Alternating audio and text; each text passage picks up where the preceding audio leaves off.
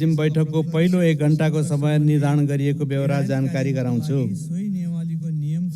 मान्य सदस्यहरू, सम्माननीय प्रधानमन्त्रीसँग प्रश्न गर्न मान्य सदस्यहरूबाट नियमावलीको नियम 58 बमोजिम प्रश्नहरू प्राप्त भइसकेको बेहोरा समेत जानकारी गराउँछु। यस परिच्छेद बमोजिम प्रधानमन्त्रीसँग प्रत्यक्ष प्रश्नोत्तरमा स्पष्टीकरण सोध्ने व्यवस्था नरहेको पनि जानकारी गराउँछु। मान्य सदस्यहरू, अब म सम्माननीय प्रधानमन्त्री श्री पुष्पकमल दाहाल प्रचण्डलाई प्रत्यक्ष प्रश्नोत्तर कार्यको लागि रोस्टममा आमन्त्रण गर्दछु। सम्माननीय प्रधानमन्त्री श्री पुष्पकमल दाहाल प्रचण्डलाई प्रत्यक्ष प्रश्नोत्तर कार्यको लागि रोस्टममा आमन्त्रण गर्दछु।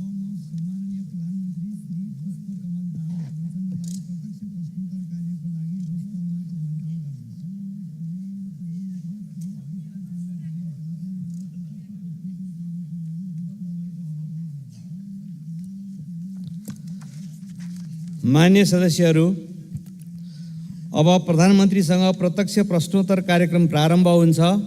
सर्वप्रथम प्रश्नकर्ता मान्य श्री अच्युत प्रसाद मैनालीलाई सम्माननीय प्रधानमन्त्रीसँग प्रश्न सोध्न अनुमति दिन्छु। सम्मान्य सभामुखज्यूको अनुमतिबाट म सम्मान्य प्रधानमन्त्रीज्यूलाई मेरा केही जिज्ञासाहरू राख्ने अनुमति चाहन्छु। प्रश्नहरू: सार्वजनिक खरिद नियमावली 64 को नियम 6(3) अन्तर्गत निर्माण स्थलको व्यवस्थापन नभई खरिद कार्य गर्न नहुने उल्लेख छ। राष्ट्रिय गौरवका आयोजनाहरू बुढी गण्डकी, सुनकोशी मरिन, काठमाडौँ तराई द्रुत मार्ग, खोकना खण्ड, निजगढ अन्तर्राष्ट्रिय विमानस्थल टाङ्गिया बस्ती, पूर्व पश्चिम रेलमार्गको जग्गा अधिग्रहण एवं घर टहरा हटाउने क्षतिपूर्ति दिने साथै तामागढी सिमरौनगढ हुलाकी सडकको मुआब्जा जनताले 4 वर्षदेखि पाउन सकेका छैनन्। यसै आबोमा बजेट विनियोजन छैन। साथै बहुचर्चित रेल सेवा सञ्चालनबारे सरकारको दृष्टिकोण के छ र यसै गरी संसदमा समेत आवाज उठेको सम्मान्य सभामुख महोदय, रुस युक्रेन युद्धमा रुसको पक्षबाट नेपाली युवाहरूको संलग्नताको विषयमा सो बारेमा पनि म सरकारको जिज्ञासा जवाफ चाहन्छु। धन्यवाद। अब सम्माननीय प्रधानमन्त्री श्री पुष्पकमल दाहाल प्रचण्डलाई उक्त प्रश्नको जवाफ दिन अनुमति दिन्छु। सम्मान्य सभामुख महोदय, म यो प्रश्न उत्तर कार्यक्रममा मान्य सदस्यहरूको प्रश्नको उत्तरको निम्ति उपस्थित छु। म प्रश्न उत्तरमा सहभागी हुनु अगाडि केही दिनदेखि आएको अविरल वर्षाको कारण पूर्वी नेपालका खास गरी सङ्खुवासभा, ताप्लेजुङ, पाँचथरका जिल्लाहरूमा ठुलो धनजनको क्षति भयो र त्यसको प्रत्यक्ष अवलोकन गर्न नेपाल सरकारको तर्फबाट हामी त्यहाँ पुग्यौँ पनि। तर मौसमको खराबीको कारणले सबै चिज यथार्थ अवलोकन गर्न त हामीले सकेनौँ। तैपनि हामीले त्यहाँको निम्ति तत्काल आवश्यक पर्ने राहत, उद्धार र पुनर्स्थापनाको सम्भावना बारे छलफल गऱ्यौँ र युद्ध स्तरमा उद्धार र राहत कार्यक्रम अगाडि बढाउन सम्बन्धित सबै निकायहरूलाई निर्देशित दियौँ। म अहिले त्यसको व्याख्या होइन, खालि म मृतकहरूप्रति श्रद्धाञ्जली र शोक सन्तप्त परिवारहरूप्रति समवेदना व्यक्त गर्न चाहन्छु। त्यसै गरी आज ओखलढुङ्गामा पनि फेरि पहिरोमा परि जो 4 जनाको क्षति भएको कुरा आएको छ, उहाँहरूप्रति पनि म श्रद्धा व्यक्त गर्न चाहन्छु र पीडितहरूप्रति संवेदना व्यक्त गर्न चाहन्छु। हामी सबै मान्य सदस्यहरूसँग नेपाल सरकारको तर्फबाट हाम्रो विकासको मोडालिटीको बारेमा, हाम्रो भौगोलिक अवस्थितिको बारेमा भौगोलिक अध्ययन गरेर बस्तीको बारेमा हामीले गम्भीर रूपले र रणनीतिक रूपले नसोच्ने हो भने यस्ता घटनाहरूको पुनरावृत्ति भइराख्ने स्थिति छ। यतातिर नेपाल सरकारको पक्कै पनि गम्भीर रूपले ध्यान आकर्षित भएको छ। म सबै मान्य सदस्यहरूले पनि यो विषयलाई हामीले दीर्घकालीन ढङ्गले विचार गर्न जरुरी छ भन्ने आग्रह गर्न चाहन्छु। अब म प्रश्न उत्तरतिरै लाग्छु। सरकारले राष्ट्रिय गौरवका आयोजनामा बजेट सुनिश्चित गर्ने गरेको छ। राष्ट्रिय गौरवका आयोजनाहरूमा विनियोजित रकम कम हुने अवस्थामा पनि आवश्यकता अनुसार थप बजेटको व्यवस्था गर्ने गरिएको छ। निजगढ अन्तर्राष्ट्रिय विमानस्थल आगामी आर्थिक वर्षमा साइट क्लियरेन्स गर्ने कार्य सम्पन्न गर्ने कुरामा सरकारको गहिरो ध्यान छ। रेल सेवा सञ्चालन गर्ने बारेमा सरकार सकारात्मक रहेको छ। साथै राष्ट्रिय गौरवका आयोजनाहरू तथा अन्य प्राथमिकता प्राप्त आयोजनाहरूको जग्गा अधिग्रहण, मुआवजा तथा क्षतिपूर्ति वितरण गर्ने कार्य सरकारको प्राथमिकतामा रहेको छ। आगामी दिनमा आवश्यक बजेट व्यवस्था सहित सम्बन्धित निकाय मार्फत यस विषयमा सम्बोधन हुने बेहोरा म मान्य सदस्यहरूलाई अवगत गराउन चाहन्छु। अन्तर्राष्ट्रिय राजनीतिमा घटिरहेका घटनाहरूप्रति नेपाल सरकारको गहिरो ध्यान छ भन्ने कुरा पनि म राख्न चाहन्छु। धन्यवाद। अर्का प्रश्नकर्ता मान्य श्री अजय कुमार चौरसिया। सम्माननीय सभामुख महोदय, सम्माननीय प्रधानमन्त्री ज्यू, लगभग 70% राजस्व मध्य प्रदेशको वीरगञ्जबाट सङ्कलन हुन्छ। जनसङ्ख्या अन्य प्रदेशभन्दा बढी भएको तर बजेट विनियोजन मध्य प्रदेशमा सबभन्दा कम किन भयो? पर्साको वीरगञ्ज सरकारको प्राथमिकतामा किन परेन? वीरगञ्ज सहरको स्तर उन्नतिको लागि के कार्यक्रम आएको छ? सम्माननीय प्रधानमन्त्रीज्यू, वीरगञ्जको नारायणी उपक्षेत्रीय अस्पताल, ठाकुराम बहुमुखी क्याम्पस, आदर्श नगर र नारायणी रङ्गशालाको स्तर उन्नतिको लागि कति रकम विनियोजन भएको छ?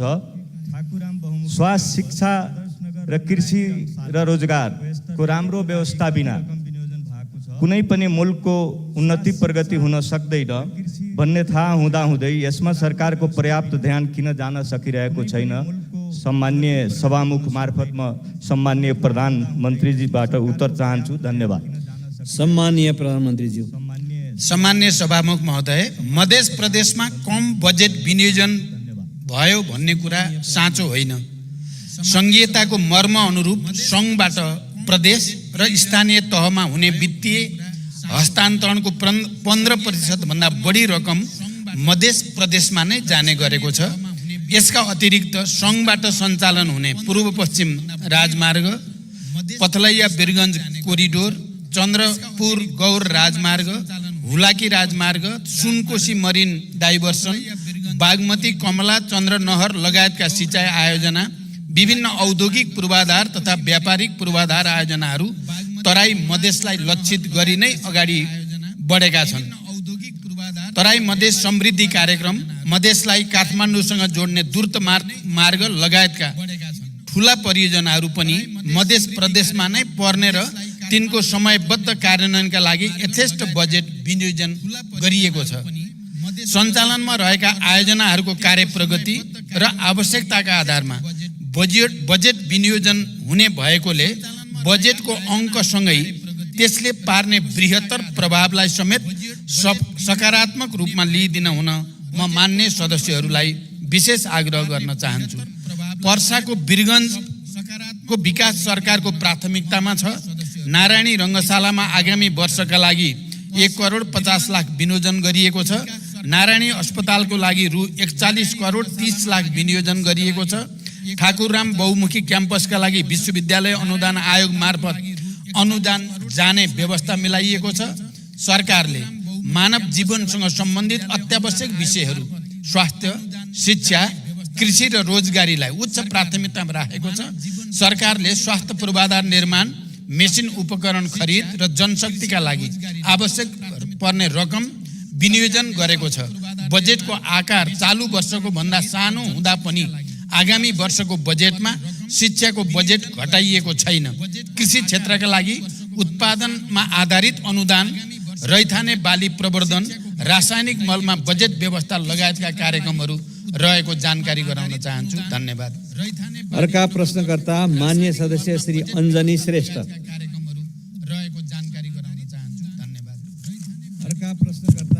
सम्माननीय सभामुख महोदय, सम्माननीय सभामुख महोदय, सम्माननीय सभामुख मार्फत प्रधानमन्त्रीसँग प्रश्न राख्न चाहन्छु। यस गरिमामय सदनमा शून्य समय, विशेष समय र आकस्मिक समयमा उठाएका जनतासँग सरोकार भएका प्रश्नहरूको उत्तर कहिले आउँदैन, किन? यो सदनमा प्रस्तुत बजेटमा 77 जिल्लालाई सम्बोधन गर्दा जनतालाई सरकार छ कि छैन महसुस भएन। अबका दिनमा सरकार जनतासँगै रहेको महसुस कसरी दिलाउन सकिन्छ भन्ने जिज्ञासा राख्न चाहन्छु। धन्यवाद। सम्माननीय प्रधानमन्त्री। अहिले भर्खरै बोल्ने मान्य सदस्यको मैले नाम थाहा पाउनु पर्ने भयो। अञ्जनी श्रेष्ठ। अहिले भर्खरै बोल्ने मान्य सदस्यको मैले नाम थाहा पाउनु पर्ने भयो। सम्मान्य सभामुख महोदय, सम्मानित सदनमा शून्य समय र विशेष समयमा मान्य सदस्यले उठाएका विभिन्न प्रश्नहरूमा सरकार संवेदनशील भई तिनको जवाफ नियमित रूपमा दिइ नै रहेको छ। सदनमा उठाइएका प्रश्न र जिज्ञासाहरूको जवाफ दिने जिम्मेवारी र उत्तरदायित्वबाट सरकार कहिल्यै पछि हटेको छैन र कहिल्यै पछि हट्ने पनि छैन। राष्ट्र र नागरिकको समग्र हित तथा समुन्नतिका लागि सरकार सदैव प्रयत्नशील रहँदै आएको छ र प्रयत्नशील रहि नै रहनेछ। जनसरकारका विविध विषयलाई उचित सम्बोधन गर्दै तथा विकास निर्माण कार्यलाई गति दिँदै सरकार र नागरिक बीचको सम्बन्धलाई सुदृढ बनाउन सरकार दृढ सङ्कल्पित रहेको जानकारी गराउँछु। धन्यवाद। अर्का प्रश्नकर्ता मान्य श्री अनिता देवी। मान्य श्री अनिता देवी।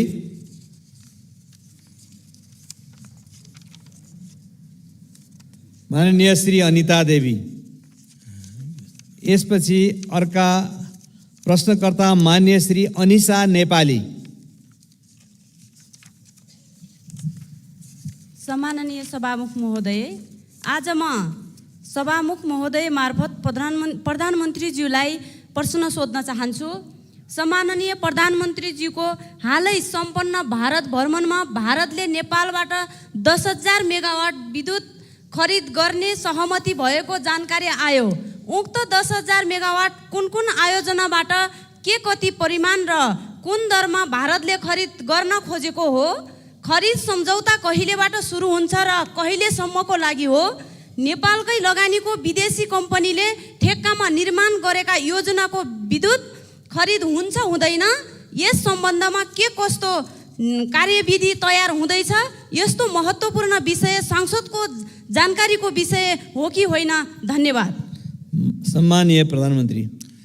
सम्मान्य सभामुख महोदय, भर्खरै मैले मित्र राष्ट्र भारतको भ्रमण गर्दा नेपालको जलविद्युत विकासका लागि लगानी भित्र्याउन र उत्पादित विद्युत निर्यात गर्ने सम्बन्धमा महत्त्वपूर्ण कार्यहरू भएका छन्। भारत सरकारले आगामी 10 वर्षमा नेपालबाट 10,000 मेगावाट जलविद्युत खरिद गर्ने प्रतिबद्धता भारतीय प्रधानमन्त्री श्री नरेन्द्र मोदीजीले व्यक्त गर्नुभएको कुरा अवगत भएकै छ।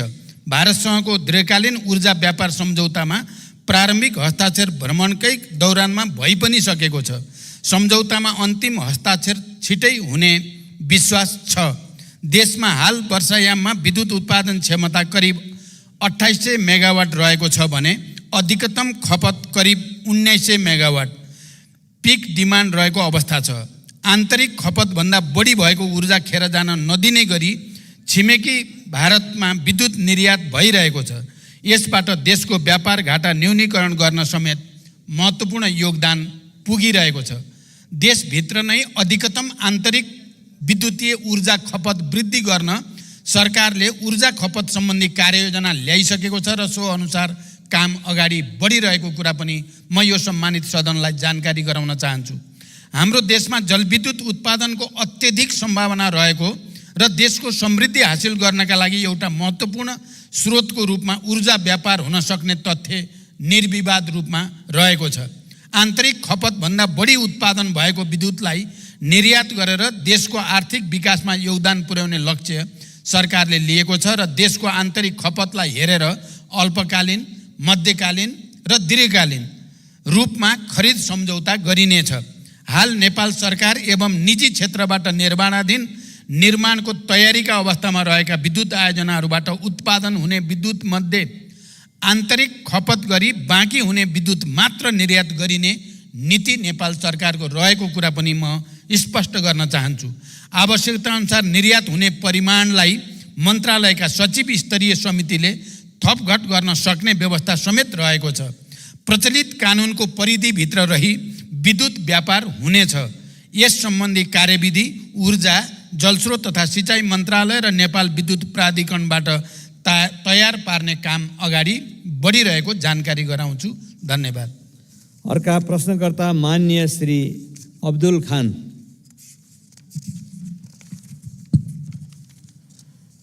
सम्माननीय सभामुख महोदय, सभामुख महोदय मार्फत सम्माननीय प्रधानमन्त्रीज्यूलाई प्रश्न सोध्न चाहन्छु।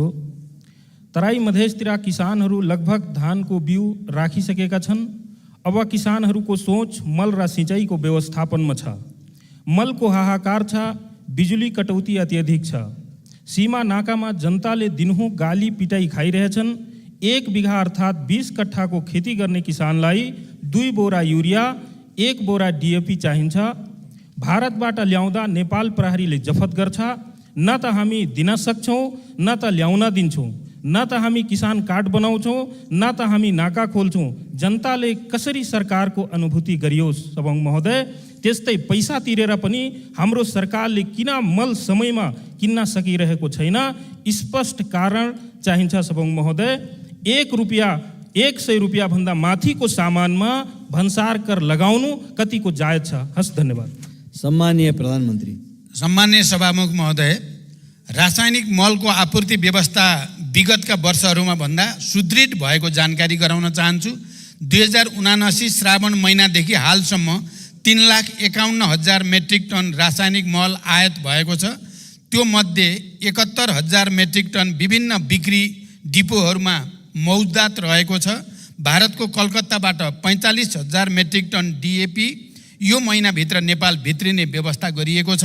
धान रोप्ने सिजनमा विगतको जस्तो मल अभाव हुने अवस्था यसपटक रहेको छैन।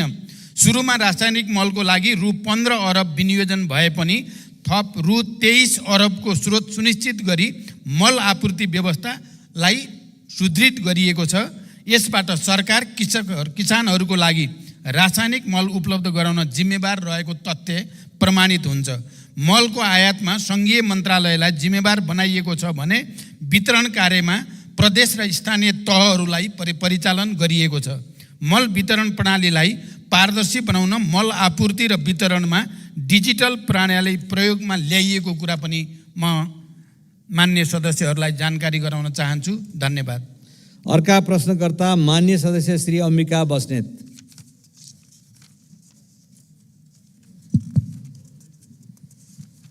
सम्माननीय सभामुख महोदय मार्फत सम्माननीय प्रधानमन्त्रीज्यूसँग जिज्ञासा राख्न चाहन्छु। गोकर्णेश्वर नगरपालिका वडा नम्बर 1 शिवपुरी राष्ट्रिय निकुञ्जभित्र पर्दछ। त्यहाँ सर्वसाधारण नागरिकहरूको बसोबास पनि छ। त्यो बस्तीभन्दा बाहिर बस्ने नातागोता भाइ साथीभाइहरू आउँदाखेरि शुल्क तिरेर मात्र जानुपर्छ। त्यही क्षेत्रभित्र गोसाइँकुण्ड जाने बाटो पनि छ, हेलम्बु जाने पुरानो बाटो पनि छ। तर निकुञ्जलाई शुल्क नबुझाइ सहजै अभिलेखीकरण मात्र गरेर आवत जावत गर्न पाइँदैन। यसभन्दा पहिला शुल्क नलाग्ने भनी 2 चोटि क्याबिनेटले निर्णय गरिसकेको भए पनि कार्यान्वयन नभएको जानकारी गराउन चाहन्छु। त्यही राष्ट्रिय निकुञ्जभित्र पर्ने टोखा छहरे हुँदै नुवाकोट जाँदा अभिलेखीकरण मात्र गरेर निर्विवाद आवत जावत गर्न पाइन्छ। एउटै निकुञ्जभित्र त्यस्तो विभेदकारी नियम किन लागू भइरहेको छ? सम्माननीय प्रधानमन्त्रीज्यूसँग मेरो जिज्ञासा छ र साथै त्यस्तो विभेदकारी नीति हट्नुपर्छ भनी जोडदार माग पनि गर्न चाहन्छु। हस्, धन्यवाद। जय नेपाल। सम्मान्य सभामुख महोदय, फेरि मलाई नाम भन्दिन पर्ने भयो। यहाँ मेरो थोरै चाहिँ यो तलमाथि परेको छ। अम्बिका बस्नेत, मान्य श्री अम्बिका बस्नेतको प्रश्न छ। अम्बिका बस्नेत। अम्बिका बस्नेत।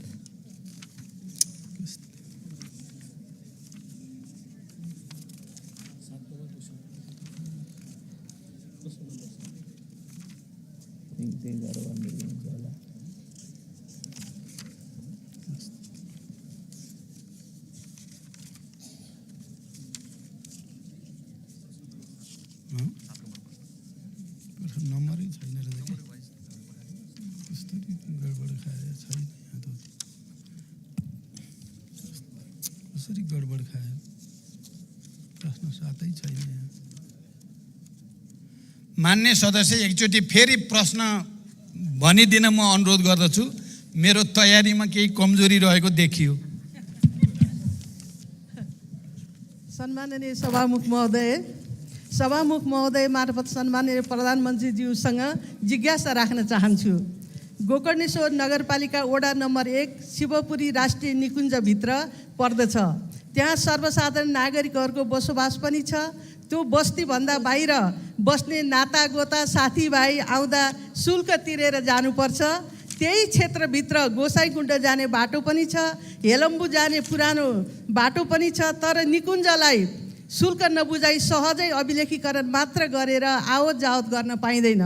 यसभन्दा पहिला शुल्क नलाग्ने भनी 2 चोटि क्याबिनेटले निर्णय गरिसकेको भए पनि कार्यान्वयन नभएको जानकारी गराउन चाहन्छु।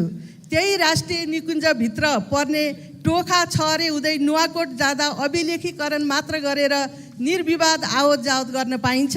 एउटै निकुञ्जभित्र त्यस्तो विभेदकारी नियम किन लागू गरिएको छ? सम्माननीय प्रधानमन्त्रीज्यूसँग मेरो जिज्ञासा छ र साथै त्यस्तो विभेदकारी नीति हट्नुपर्छ भनी जोरदार माग पनि गर्न चाहन्छु। हस्, धन्यवाद। जय नेपाल।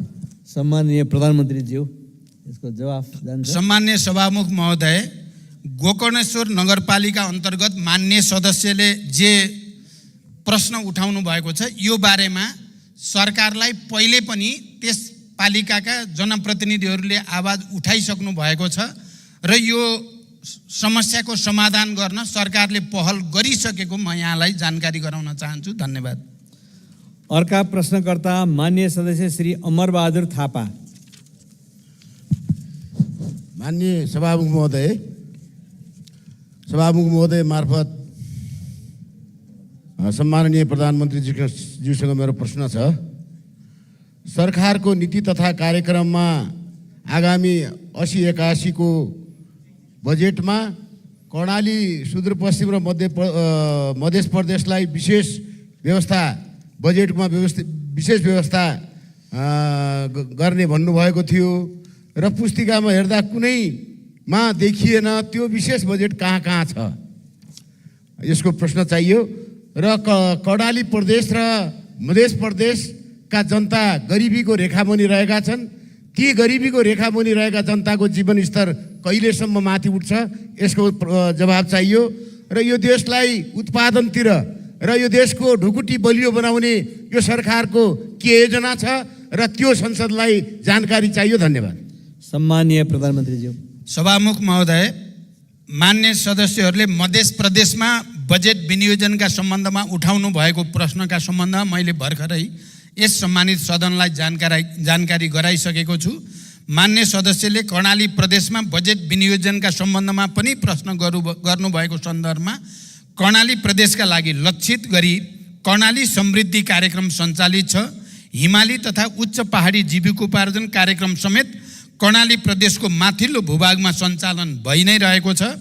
आगामी वर्षमा कर्णाली प्रदेशमा सिँचाइ तथा नदी नियन्त्रणका लागि छुट्टै बजेटको व्यवस्था गरिएको छ। कर्णाली कोरिडोर सडक राष्ट्रिय गौरवको आयोजनाका रूपमा सञ्चालित छ। राप्ती राजमार्ग, भेरी कोरिडोर, मध्य पहाडी लोकमार्गको कर्णाली खण्ड र मदन भण्डारी राजमार्गको कर्णाली खण्डका लागि सरकारले प्राथमिकताका साथ बजेट विनियोजन गरेको छ।